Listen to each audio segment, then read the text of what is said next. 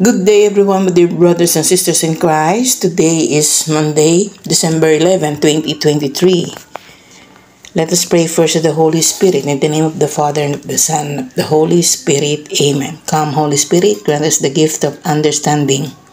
And our Gospel for today is according to St. Luke chapter 5, verses 17 to 26. Pinagaling ang isang paralitiko.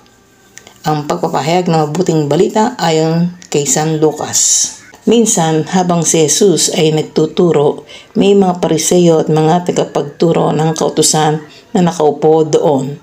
Sila'y galing sa bawat bayan ng Galilea at Judea at sa Jerusalem.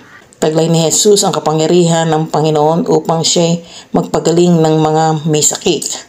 Dumating ang ilang lalaking may dalang isang paralitiko na nakaratay sa higaan. Sinikap nilang makapasok sa bahay upang mailagay ang may sakit sa harapan ni Jesus. Ngunit wala silang madaanan dahil sa dami ng tao, kaya't umakyat sila sa bubungan. Binakbak ito at ibinaba sa harapan ni Jesus ang paralitikong nasa higaan.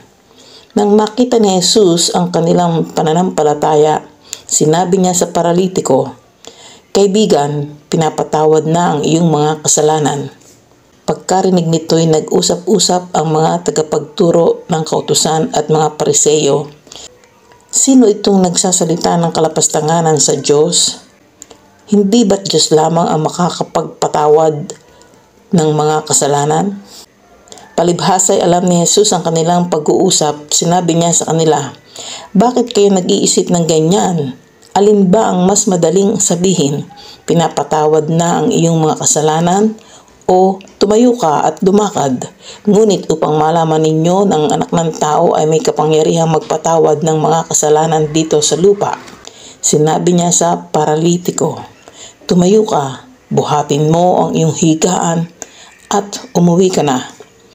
Agad namang tumayo ang lalaki at sa harap ng lahat ay binuhat niya ang kanyang higaan at umuwing nagpupuri sa Diyos. Ang gilalas ang mga naroroon at nagpuri sila sa Diyos.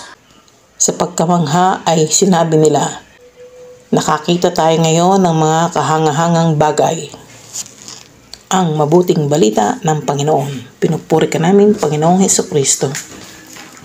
Manalangin tayo. Panginoon, nagpupuri at nagpapasalamat kami sa walang humpay na mga biyayang ipinagkakaloob mo sa amin. Naway bigyan niyo po kami ng kalusugan, kagalingan at kabuhayan. Manatili ka po sa amin sa araw-araw at ilayo at iligtas kami sa lahat ng masama at sa lahat ng kalamidad. Amen.